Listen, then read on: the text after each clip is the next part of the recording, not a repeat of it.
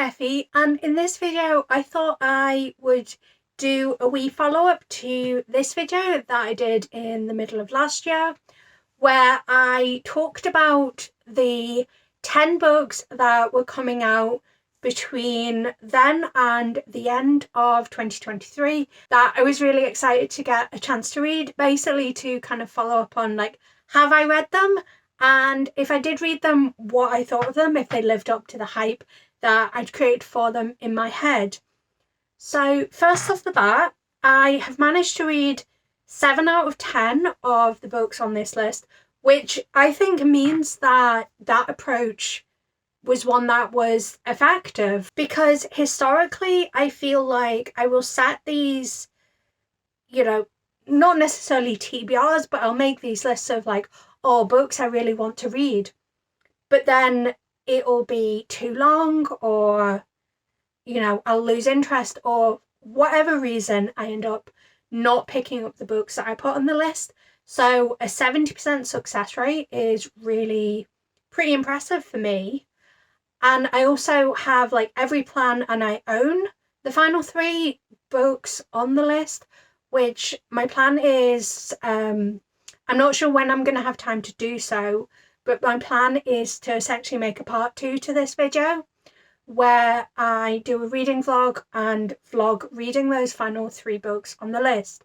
So just a reminder, the 10 books I put on the list were The Fragile Threads of Power by V. Schwab, Darkmoon Shallow Sea by David R. Slayton, This Pact Is Not Ours by Zachary Sergey, Vampire Mental Syndrome, The First Cycle by S.C. Hunter, I Feed Her to the Beast and the Beast It's Me by Jameson Shea, Heartstopper Volume 5 by Alice Oseman, 10 Things That Never Happened by Alexis Hall, Delicate Condition by Danielle Valentine, Gorgeous Gruesome Faces by Linda Cheng, and Godly Heathens by H.E. Edgman. Now, I just want to note that the final book on the list is published under Daphne Press in the UK. However, it is published by St. Martin's Press in the US, and the St. Martin's Press boycott is ongoing.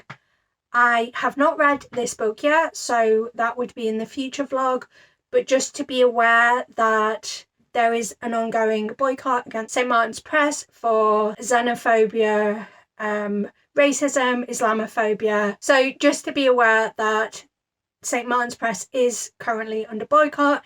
This is a publicity boycott, so it's a case of these books are not being platformed, but at this stage it's not a consumer boycott. So if you choose to read or buy books published under St. Martin's Press, they're saying that is not breaking the boycott. However, they ask that these books are not kind of spoken about, and preferably not updating things like Goodreads for these books. So in addition to that book, the other 2 books off this list that I haven't gotten to yet are Gorgeous Gruesome Faces by Linda Cheng.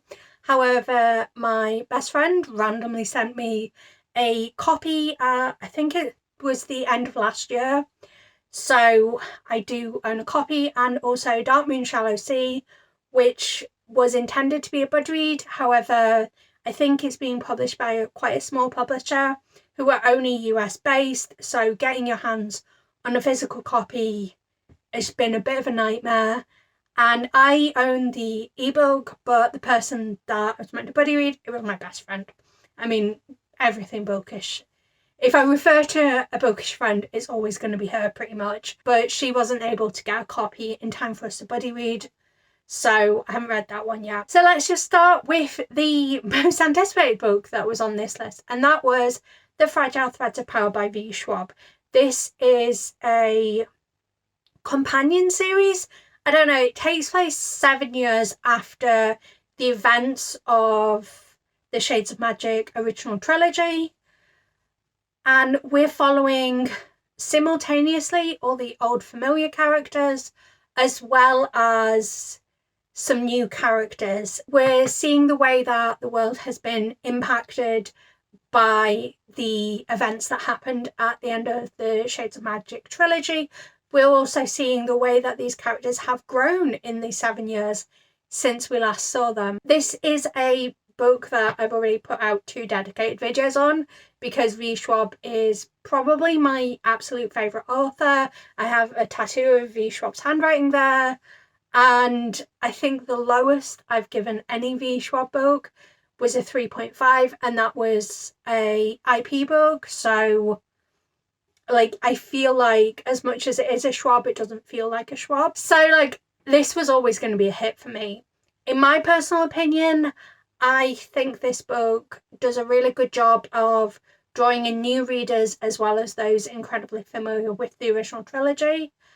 And I just think it was a really well done book, and it was kind of exactly what I hoped for and more. So yes, definitely lived up to the hype I had for it in my head. This Pact Is Not Ours by Zachary Sergey. The basic principle of this book is a group of 4 teenagers. They're all on the cusp of turning 18. I think all bar one is 18 at the start of their summer together. And they are pulled into this decades-long curse that their parents were part of, and their parents before them, etc., etc. And the terms of this curse were that something horrifying had to be done in order to keep their summer campsite this perfect slice of happiness. And if they didn't carry out this thing, then there would be consequences. And throughout the summer, they're starting to see the way that those consequences are playing out, and they're left with this incredible choice of, well, what can we do if not participate in this decades-long curse? I really enjoyed it. I thought that it was just scary enough. It's YA, it's published under Tiny Ghost Press, who I'm pretty sure specialise in queer YA books. And I think specifically horror, but they do branch out a little bit. So, you know, it's YA, so the horror's not like the absolute most horrifying, but it does have some bits that you go, yeah, I can appreciate that is rather unpleasant.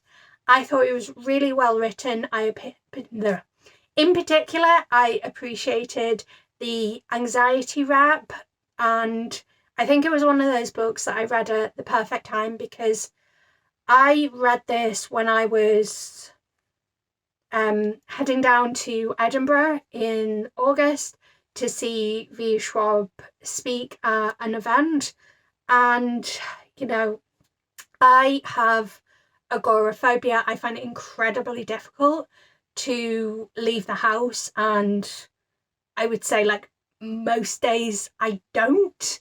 At the time of filming, I have left the house once this year, but it's something that, like, it becomes harder and harder every time I try, but it's something that I try, I sort of bargain with myself that, like, going to events where V. Schwab speaks are, you know, worth dealing with the horrendous, crippling anxiety that I face upon leaving the house. So I was struggling. Like, it was worth it for me, but also, like, it's not pleasant having to sit on a train for 3 hours just in a pure state of anxiety, and that's just one direction, so I have to do that twice.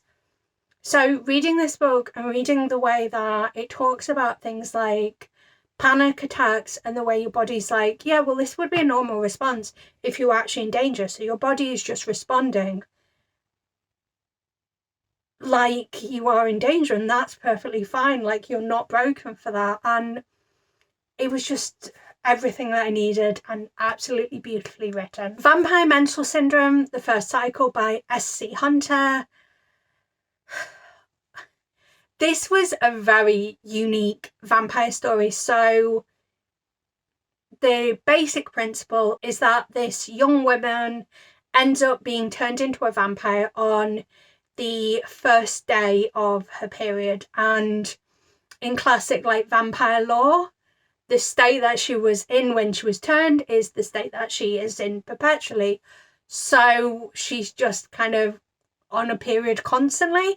I don't know where the story's going to go. I think it's intended to be a trilogy. and this is only the first book. So I don't know if it's something that she's going to be able to resolve by the end of the trilogy, but then it's kind of not the point. I haven't really delved much into like subgenres of horror. Like, I appreciate horror, but I couldn't categorically say that is. But this is like, it's humorous horror, but it's also slightly splatterpunk.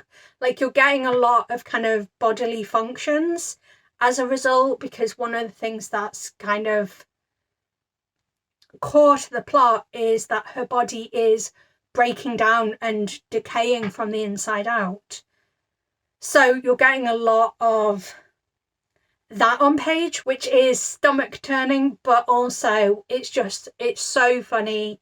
I really liked the way that you have this kind of character that is unambiguously not a good character, and then you have our main character lusting after him.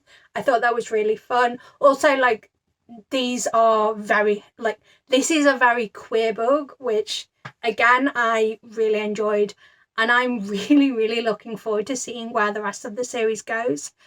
I don't know what the release schedule is going to be for these books, but I'm definitely going to be keeping my eye out and eagerly anticipating when the next book comes out. I Feed Her to the Beast and the Beast It's Me by Jameson Shea. This is a book I feel kind of conflicted about, and I think it's one of those books where it's going to be hard for me to actually say what I feel about this book until, I'm not sure if it's a duology or a longer series, but until I read where the rest of the story goes, I'm not sure. I do know that I struggled with the fact there's a lot of ballet terms in this book, and as someone who doesn't visualize anything in their head as they're reading, it's very hard for me to keep a grip on the story, because every time these dance moves were being described, I was feeling lost and didn't really know what was going on. But also, like, this is a debut, it's by a Black author, it's a diverse book where the diverse characters aren't nice people, because I think, like, obviously this is changing as diverse books become more and more appreciated and I guess more traditionally accepted. But for a long time, diversity meant that the diverse characters had to be a model minority. So it was really refreshing and enjoyable to see a character or multiple characters who are diverse, who are unashamedly dark characters.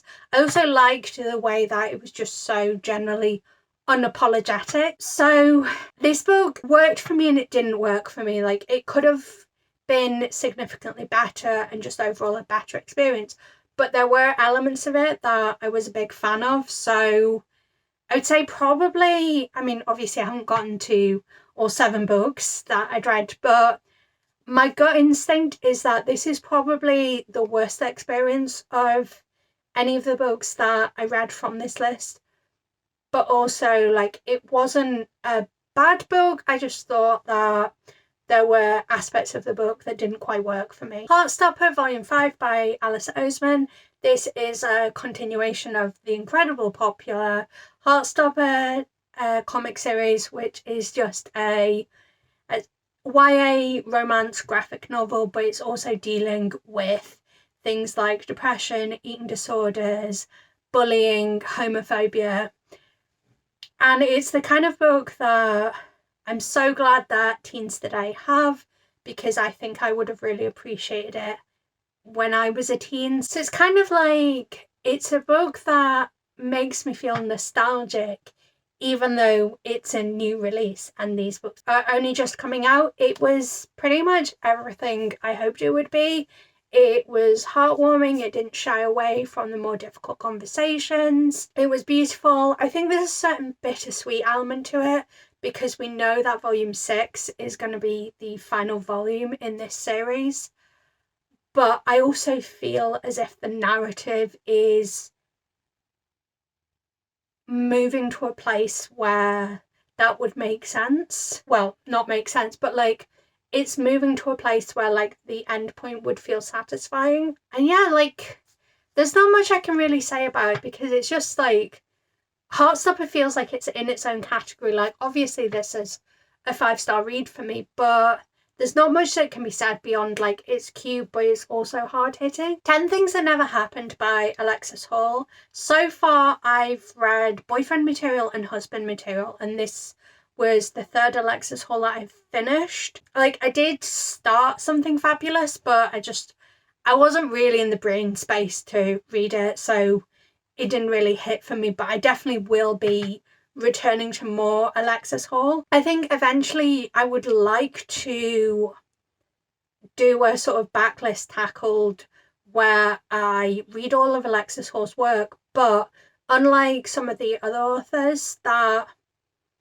I've done that for or planning to do that for, Alexis Hall's catalogue isn't generally available on things like Kindle Unlimited. I also don't think it's available at the libraries that I have access to.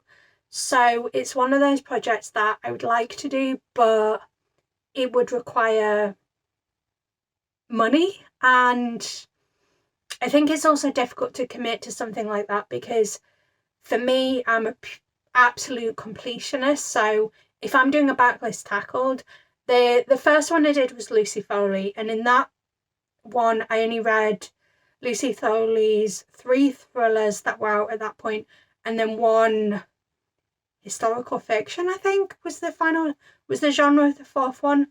But like for example with John Mars, I read all of John Mars's back catalogue, like all 10 books, and for Sophie Lark my plan is to read all of Sophie Lark's back catalogue. So like I would want to be able to commit to reading literally all of Alexis Hall's back catalogue, which would mean I'd have to buy it all. I mean, also like I'm not going to force myself. Like if I get so far into the project and I realise that Alexis Hall sometimes wows me, sometimes doesn't quite work, then that's also acceptable. Like I'm not going to make myself read books, but I need to be in a place where I feel like it's fiscally responsible to embark on that. The other thing to bear in mind as well with Alexis Hall is that as his popularity is growing, we're seeing books be republished, like in particular the Spires series. I think Glitterland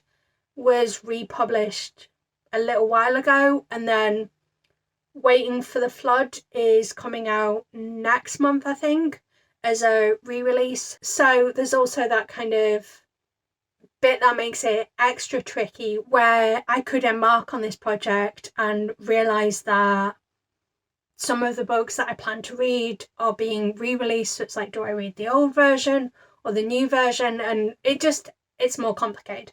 That was a bit of a detour though to say that 10 Things That Never Happened is by Alexis Hall. I had loved 2 books from him in the past and was really excited to pick up this book. The basic concept of this book is that it's a contemporary romance where a manager at a bed and bath store has to fake amnesia and move in with his boss, who is like the owner of all of the bed and bath stores, in order to save his job and the job of everyone who works at the store he manages.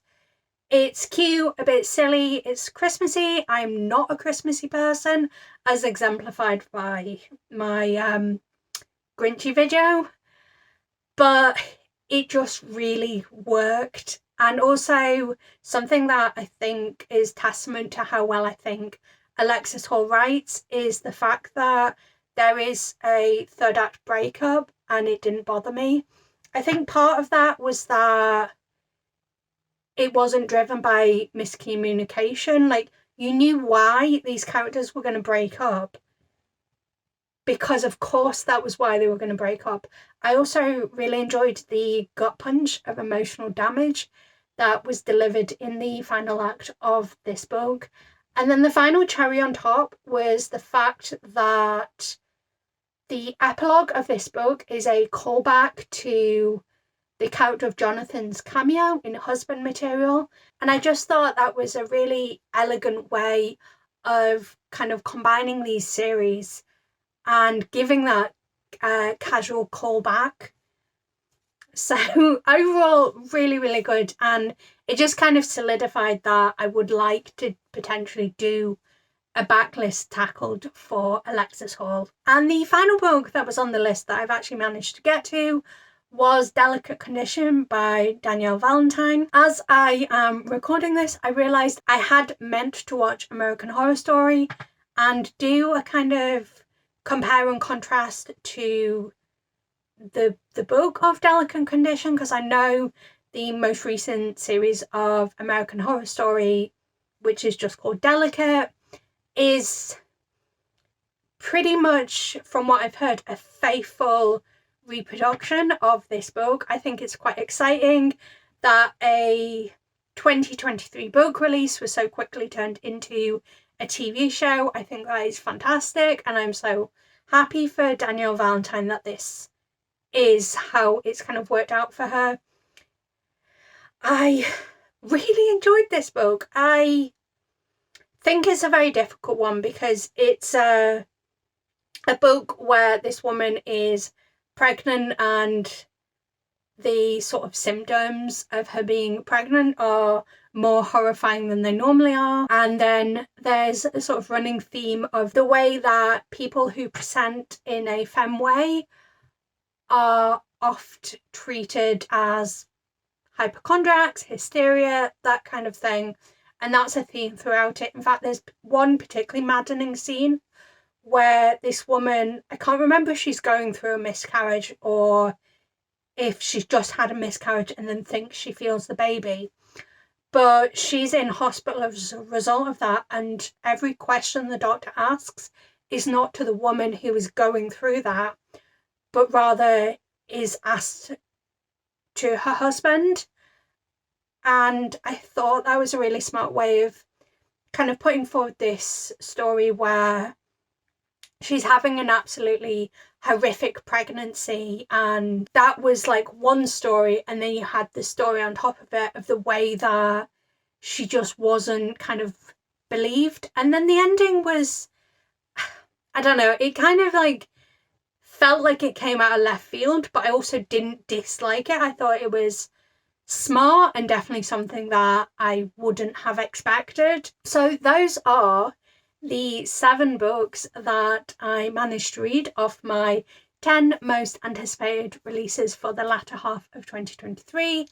As I said towards the start of this video, I do plan on doing a part 2 to this where I do a reading vlog for the 3 remaining anticipated releases, so feel free to subscribe if that is something that you would be interested in seeing when that comes out, but if not, that's perfectly fine. And until next time, love you. Bye.